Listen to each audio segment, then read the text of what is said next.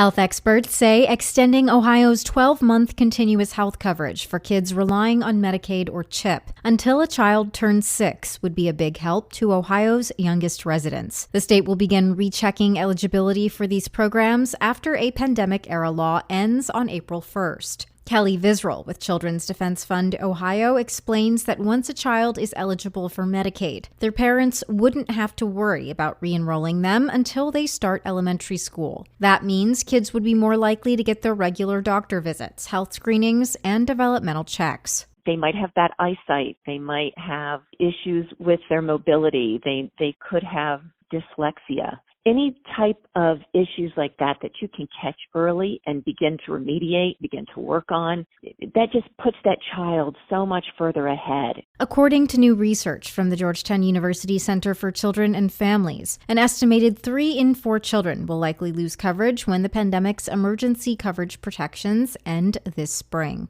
Visral says there are numerous resources Ohio families can use to check their eligibility. There are lots of community organizations that they can reach out to if they need help.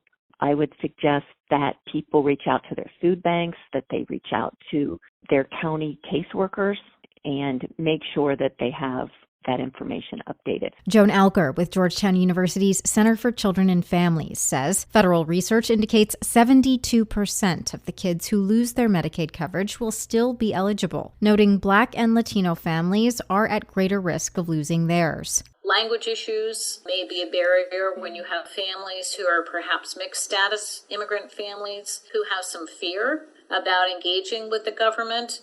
Families who live in rural areas, who don't have good internet connectivity. There are lots of reasons families are going to be at greater risk.